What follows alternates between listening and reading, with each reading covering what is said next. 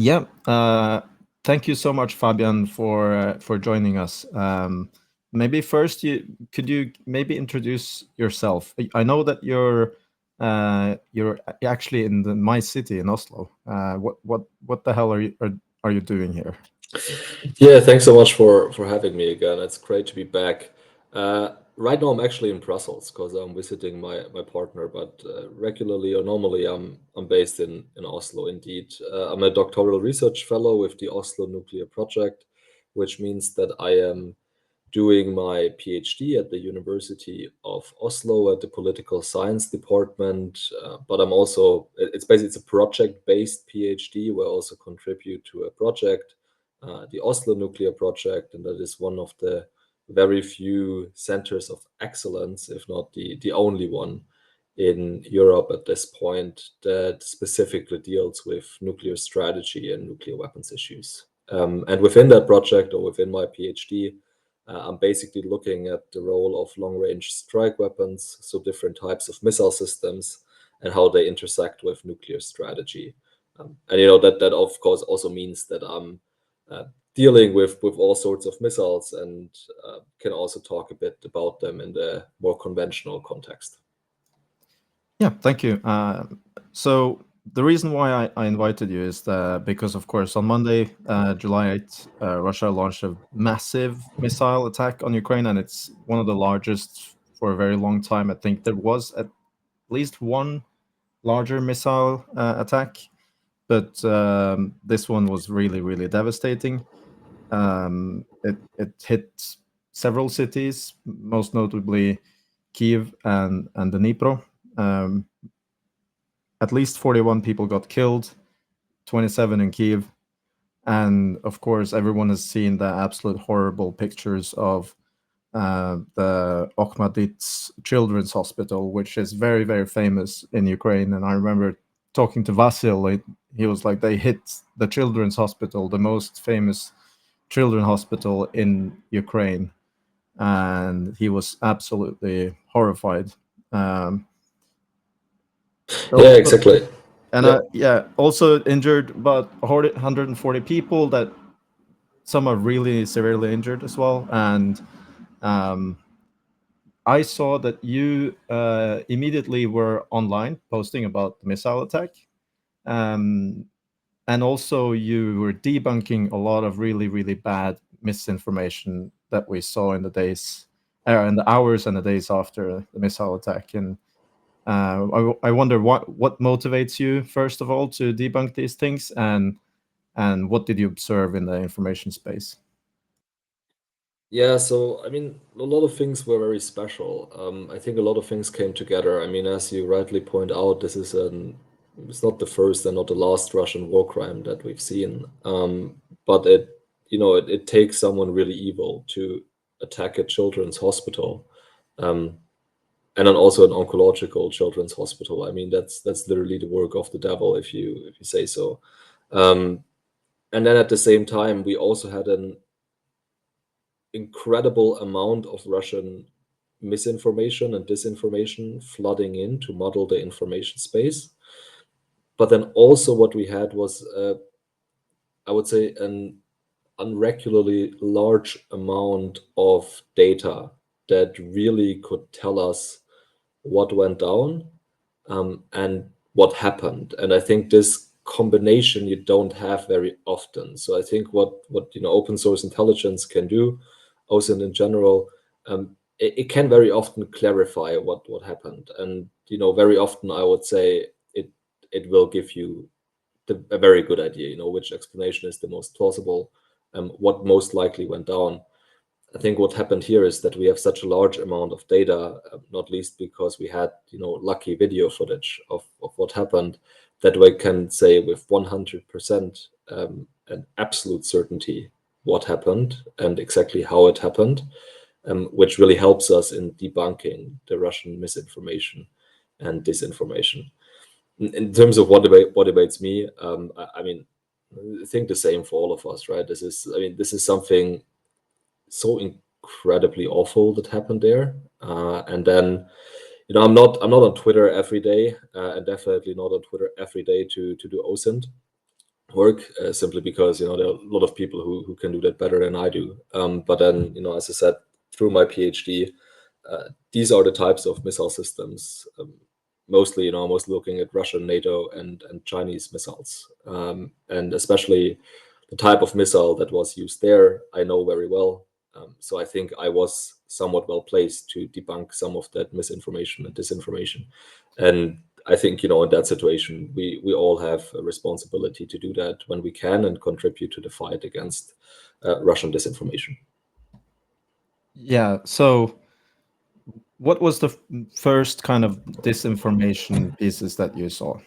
Yeah, can we go to the other picture where you see the missile, actually? I think, it would be better to start with that. So, I mean, this is basically from the video that you just saw. It's a screen capture where we can very clearly see what type of missile that is.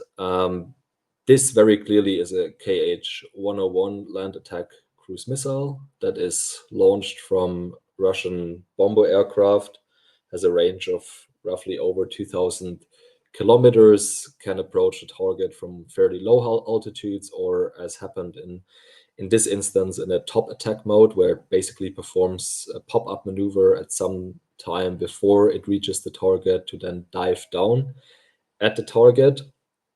And there are a couple really important indicators that help you identify that missile with absolute certainty.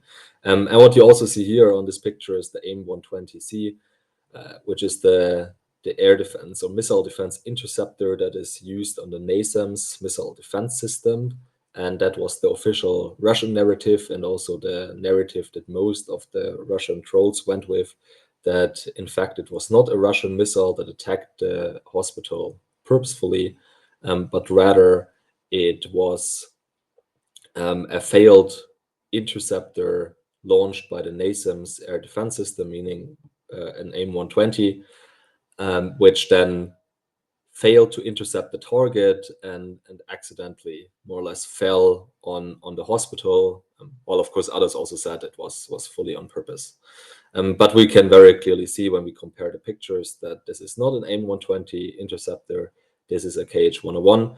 I would say the most notable indicator is the turbine, is the engine that you see at the rear of the missile. It's bottom mounted. In a lot of Western cruise missiles, this engine sits inside the fuselage. Russian technology has not come that far, which is one reason why Russian cruise missile technology is somewhat outdated. This thing, it sits below the missile. It has the fans, the turbofans, in front of it, which create a massive radar reflection. So it is actually, quite bad if you want to be a low observability cruise missile, which the KH-101 claims to be. But anyways, this is a very market characteristic of some Russian cruise missiles.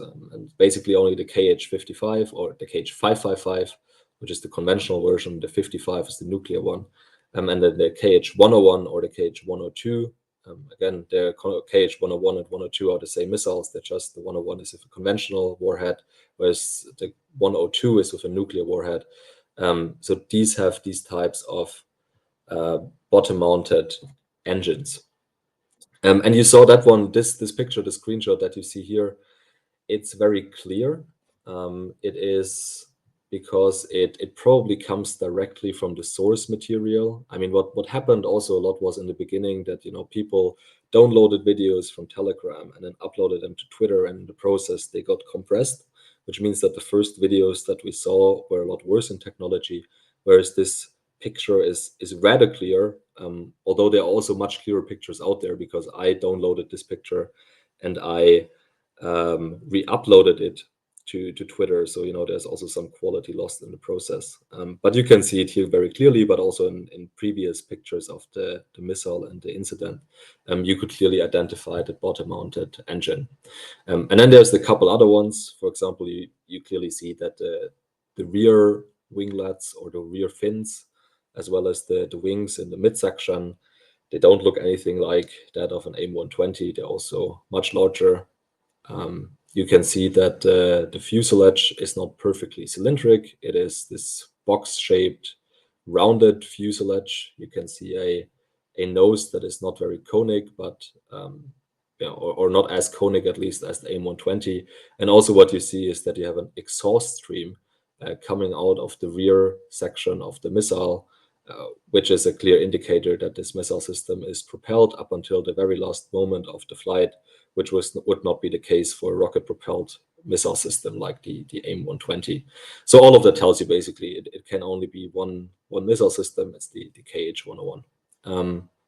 Yeah, this is also a great.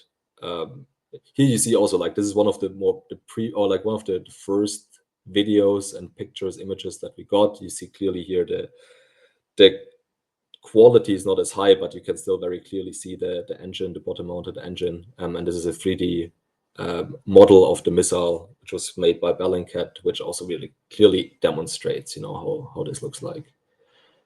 This is the KH-55, which some people said, or the 555, depending on conventional nuclear, which some people said, well, we don't really know if it's a 101 or a 55.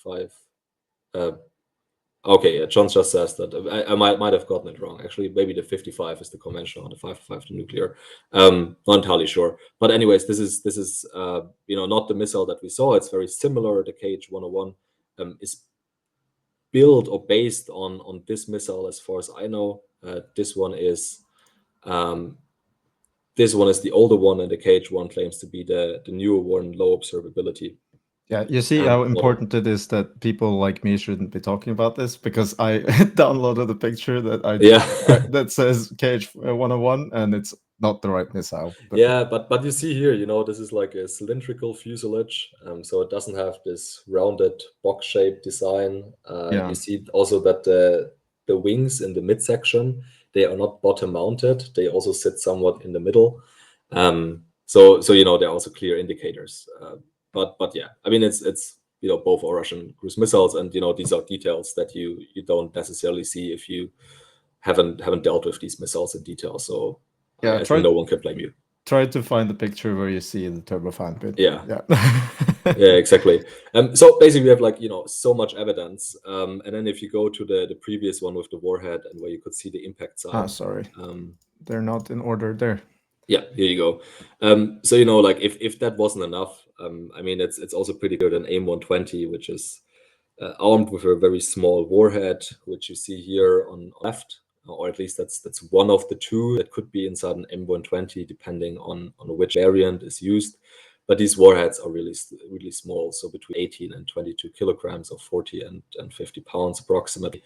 And then they are, the amount of explosive inside is even smaller, so somewhere between say 7 and 9 kilograms, or 16 and 19 pounds. And then also, this is a blast fragmentation warhead. You see the preformed fragments on the warhead actually. So the idea is, not to create a massive fireball or a huge overpressure shockwave, these types of warheads, whether it is to create a fragmentation cloud, which can also then destroy the target in near-miss scenarios, which can be really useful if you engage more soft-skinned airborne vehicles like aircraft, missiles, drones, and whatnot. And these are not made to penetrate buildings. These are not made to penetrate buildings. They're not made to penetrate concrete. And 7 to 9 kilograms of high explosives will not give you the destructive power to take down a concrete building like this.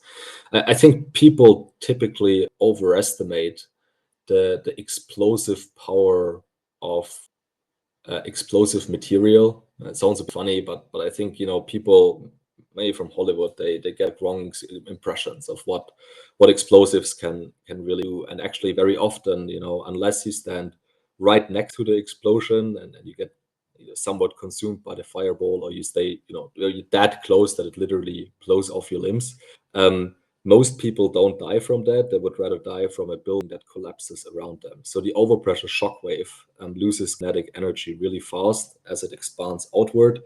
And to really damage the organs of people, you have to stand really close. Different, of course, nuclear warheads, their organs get damaged at very long distance, but for conventional ones, that's typically not what happens. Typically, it's because people sit inside structures that crumble. And so, in short, this type of warhead would never have been able to cause this damage. So this is a very, very clear indicator. And then the final one, even if all of that wasn't enough, and that is where we see the debris on the site. If you go back to that, where basically people found, this one. It's just one of the pictures. There were many, and this is again where the OSINT experts come in. They identified these debris parts and were able to clearly allocate them to previous instances of KH-101s being shot down and debris being found. So also, the debris on the ground tells you that this was a KH-101 and no other missiles then. And so this picture on the right side here is actually from when people were removing rubble and looking for survivors, right? This I'm not one. entirely sure. Yeah, probably. Yeah. That was the case. Yeah, I'm not entirely sure. But where exactly it comes from. But there were a couple of pictures, and we were very clearly able to identify the different parts where they come from on the missile, and also find then comparisons as on the left where these parts have previously been found. So it's very conclusive, and I talked to a lot of journalists on the day and the day after. And, I told them that it's 100%. There is no doubt. And they were always somewhat shocked, like, oh, how can you be that certain? Well, there's an abundance of evidence.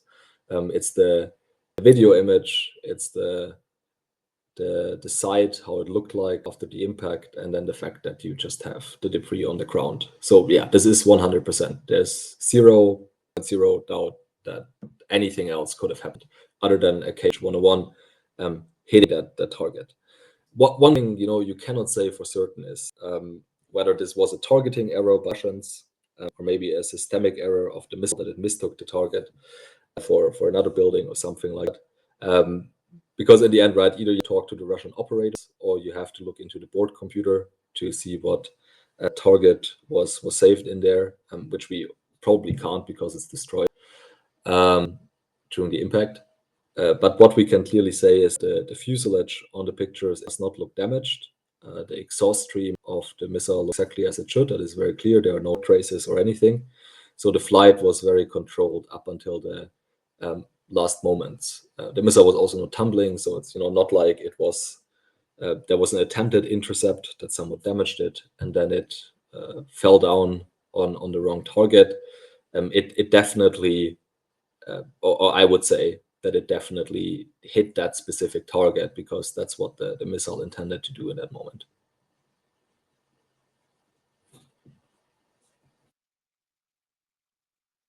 Yeah, John, is there anything you want to say or add? Fabian basically knocked it out of the park. The only thing I would add, just on a bit of the missile nomenclature, because people get them, not you, Fabian, obviously, but people online get them wildly mixed up all the time with KH-55. Erland, if you want to pull up any of the pictures I just sent you, that would help me indicate my point. Okay, one sec. Just any of them that you can clearly see those little winglets on. Yeah, I didn't know that you sent them. So one sec, you need to wait. I mute the stuff to not share, too many notifications while on air. Listen, John being mad about the slideshow is a Tochnyi tradition at this point. Yeah, it's also quite a lot of them. Yeah. Just pick any one of them. Just pick one. I don't care. Yeah. Oh my god. Yeah, but dude, gotta notify me in advance. Anyways, it's good to have you here, Fabian. You really knocked it out of the park, man. Yeah, thanks so much. No, great to be back. It's great to have someone like you who really keeps up with the different missile designations, because I'm dealing with these missiles on a daily basis, but not necessarily their exact technical details. So I'm also sometimes getting it wrong. Right. Thank you, Erland. So basically, if anybody's curious, there's 3 relevant versions of KH-55. There's the original baseline KH-55, which is essentially what you see in this image, sans the conformal fuel tanks and sands the winglets on the nose of the missile. You then go to, and then KH-55 is exclusively nuclear armed or with an inert simulator warhead. You then go to KH-55SM. That is what Erland had the picture up of earlier. That added the conformal fuel tanks. That's also exclusively nuclear armed or with a inert simulator warhead. And then finally, there's KH-555, which is a conventional modernization that added winglets on the nose, which is what's pictured here. So that's how you can tell them apart. I believe all of the Russian missile stock should have been upgraded to KH-55 SM ages ago. So, that's how you can tell SM and 555 debris apart is the 555 will have winglets on the nose, but otherwise they're externally identical as far as I understand it.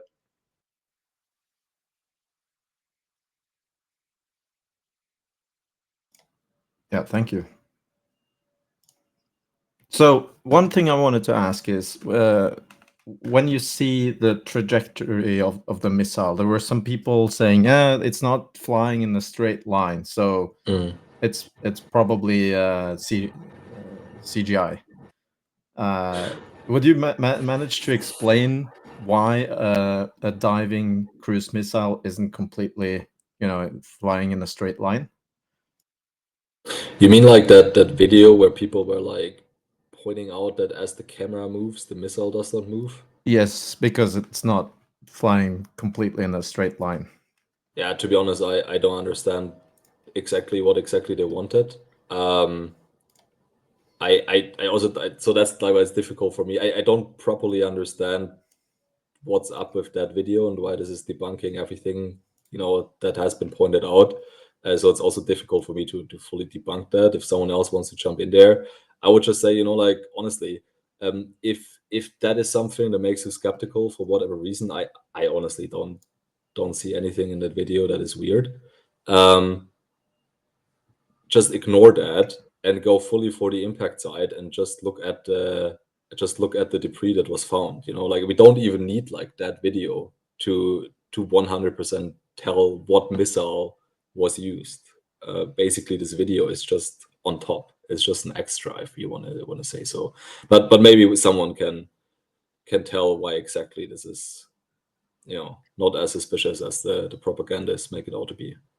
Real quick, can you guys explain to me, what do the conspiracy theorists kind of believe here? Like, in other words, what are they arguing has to be happening instead of just a missile hitting a children's hospital? Honestly, I also don't fully understand it, but the argument is that because the camera is moving to the right, so the frame of the picture is moving from left to right slightly, and they claim because of that it should not be possible for the missile to travel in this straight line, which I honestly I don't understand. Like, why like, I mean, the missile moves independent of the camera, right? So I don't know, maybe physicist John can explain to you what's going on, because I don't know exactly what they're trying to claim. But again, like, if that's the thing that makes them suspicious, okay, sure, ignore the video evidence and just go with what's happening on the ground, and it still should be conclusive as hell.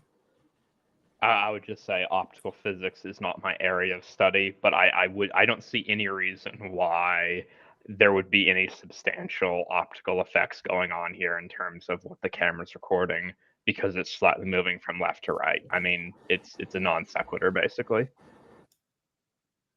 Yeah, I just wanted to kind of get an explanation of why a missile wouldn't be flying completely straight in its terminal phase. It's going to be making guidance corrections the entire time, so it's always going to be ever so slightly adjusting its attitude to minimize its missed distance. So it's it's maneuvering throughout the entirety of flight to at least some minor extent.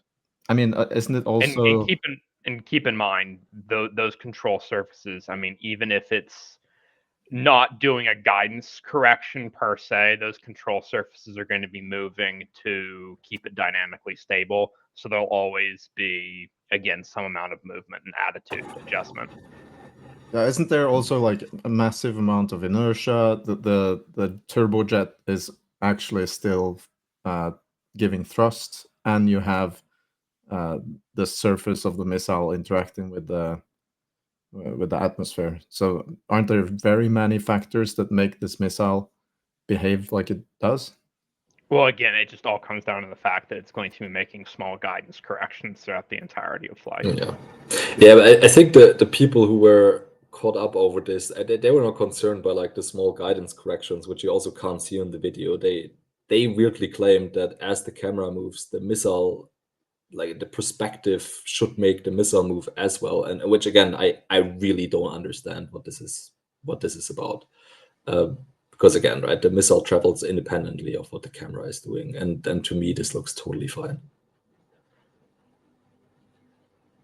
I mean, what are you guys' perspective of OSINT in the modern information space, when people who want to mimic OSINT specialists like yourself and John, who know the matter and are experts in the field, when people can just draw red lines in paint and then basically frame themselves as an OSINT expert?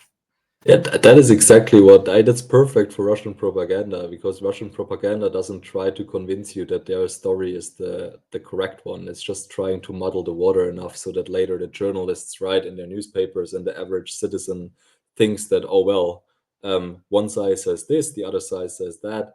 I guess we don't know exactly what happened here.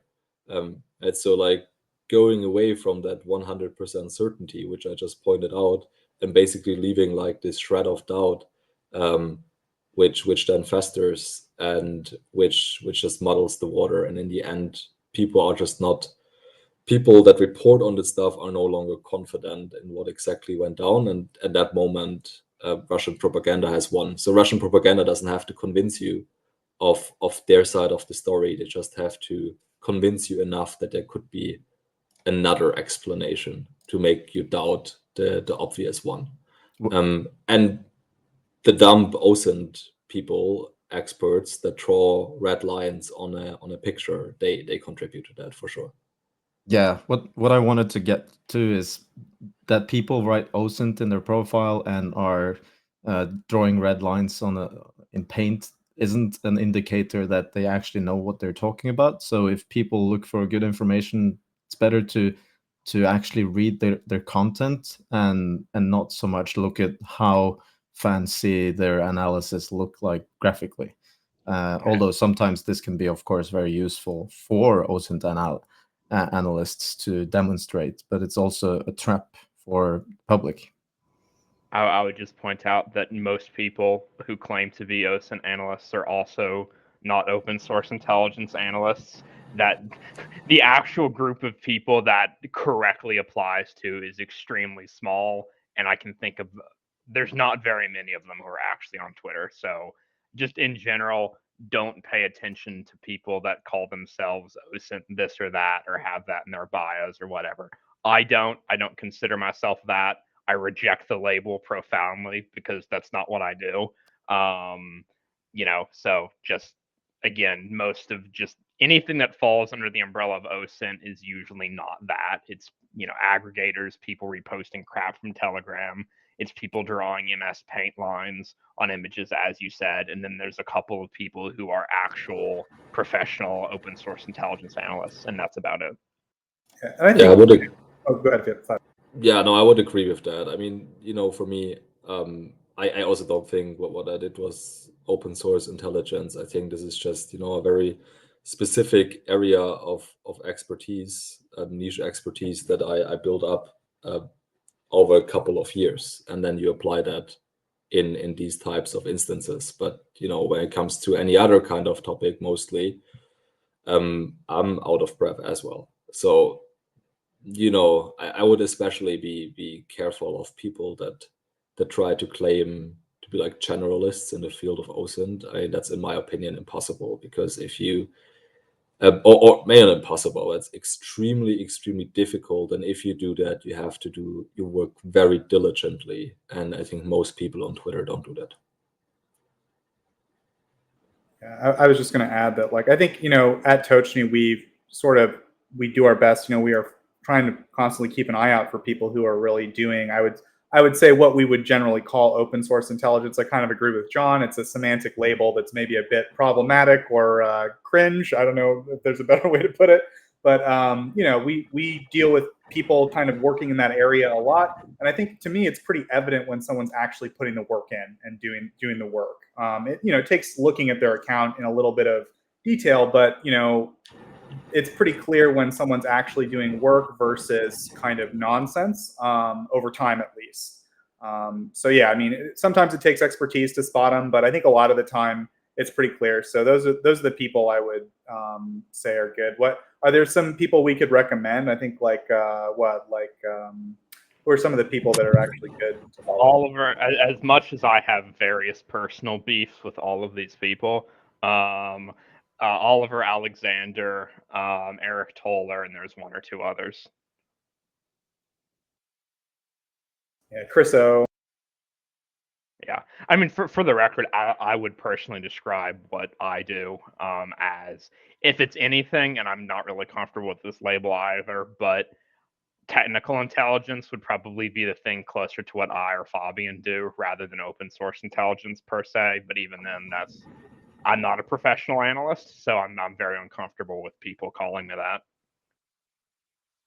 I mean, I don't know like how useful it is to argue about labels. I know right now, as in the broader field of political science, you know, like OSINT as a method is like kind of emerging, and people write papers and little books about like what does it mean to do OSINT, what are the dangers, what are the ethics, what, you know, what is behind the label. I think in the end, honestly, I don't know exactly how I would describe what I'm doing. I think what John mentioned makes sense. But in the end, right, it's trying to make sense of what's going on by looking at the publicly available sources, whether that's images, that's audio, that's video, and just trying to debunk myths, trying to get to whatever is correct, whatever really happened. Okay, thank you. We have a couple of questions, at least one from Kellen here. For Fabian, do you think Russia updated its missile to evade Ukrainian air defense, or more likely change tactics? And can Ukraine defend with more Patriots? So basically a question about why this attack was somewhat successful.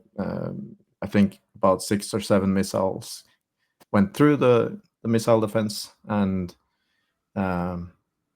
we kind of we're gotten used to Ukraine being able to defend Kyiv very well. Sure.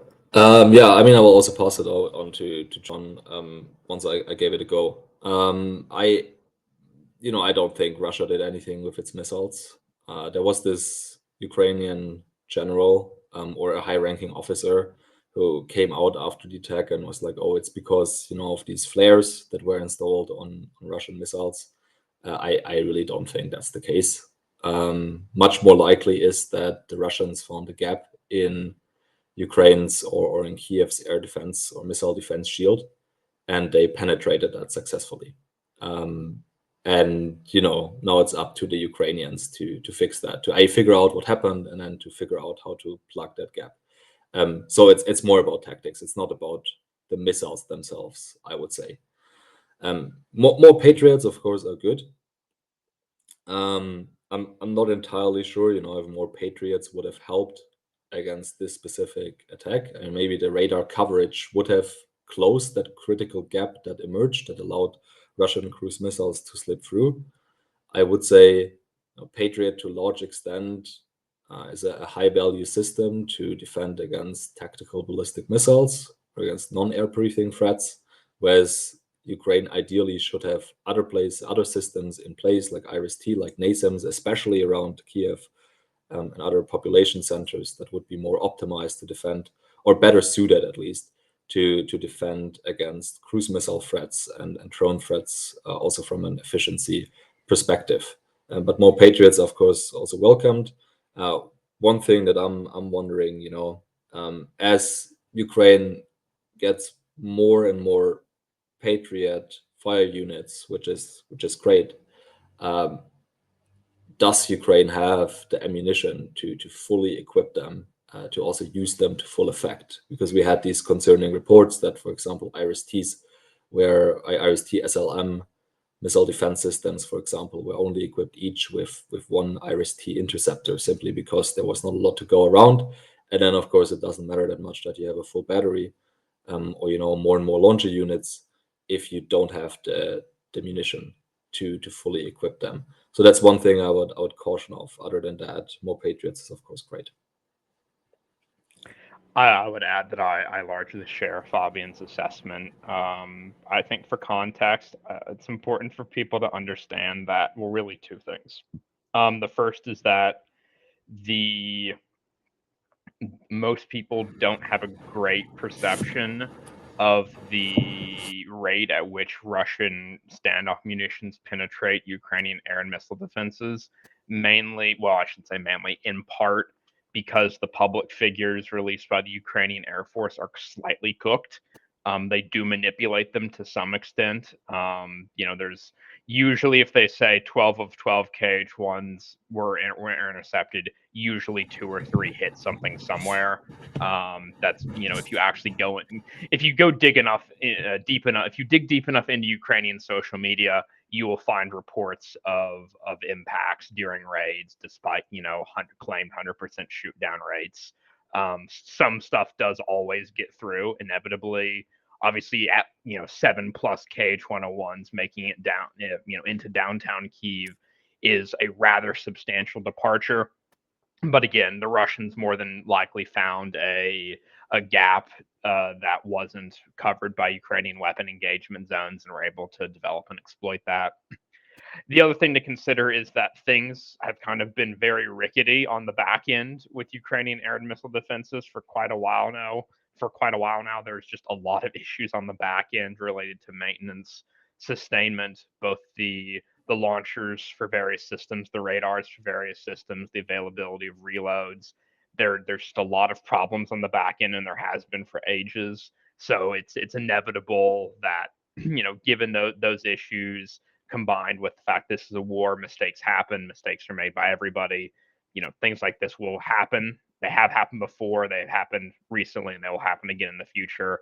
And, the question, are relevant governments, for those of us outside Ukraine, that we need to be asking is obviously, what can we provide Ukraine with to help mitigate some of these issues?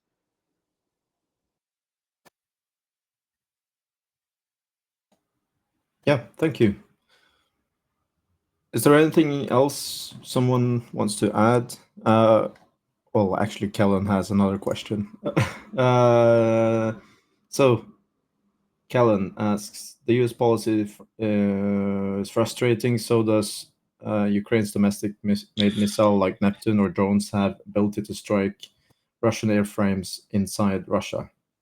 So this question is about the problem of Ukraine not being able to perform deep strikes against airports and I guess launch facilities in Russia. I mean, there's obviously been quite a few Ukrainian UAS raids against various Russian airfields. The fundamental dilemma, though, is that the primary air base that Russian long-range aviation, specifically the Tu-95s and Tu-160s, sorted from is Olynya and the Kola Peninsula, which is generously 2,000 kilometers away from the Ukrainian border. There is no weapon system we can provide Ukraine that can reach that airfield, period, unless we give them Trident or ICBMs. We just don't have any. Well, we have long-range hypersonic weapon, and that's literally it. And we have one of those, and we have not even completed a successful end-to-end flight test from the launcher yet, but I digress. And it's going to be really difficult for Ukraine to develop domestic capabilities that can reach those airfields. They're going to need either a 2,000+ kilometer range ground launch cruise missile or a massive medium range ballistic missile. That's very difficult to develop and field in wartime. We haven't seen anything publicly from their domestic TBM program. Even their cruise missile programs are not doing fantastic. So I would not be particularly optimistic about the airfields for the Tu-95s and the Tu-160s being significantly threatened, probably for the duration of the war, to be quite frank. But if Ukraine were allowed to strike some of the Russian missile launch capabilities, not just the airfields, but also TELs and other launch capabilities that they have inside Russia, would it help Ukraine's air defense picture? Yes, I'm sure it would help somewhat, but it's not a silver bullet, but it would certainly help. I mean, at the very least, right? You complicate it for Russia in the sense that you take away immunity within their own borders. I mean, right now, basically, to operate without or knowing very well that there is pretty much nothing that the Ukrainians can throw against them or at them. If we would allow them to fully exploit the range of certain weapon systems to engage targets deep inside Russia and also provide them with these weapon systems, at least you complicate Russian planning. I mean, we don't know exactly how effective it would be, because that also depends on the Russian reaction and how fast they can adapt to new circumstances. But at the very least, you make things more difficult, more complex for your enemy, and that's of course always good.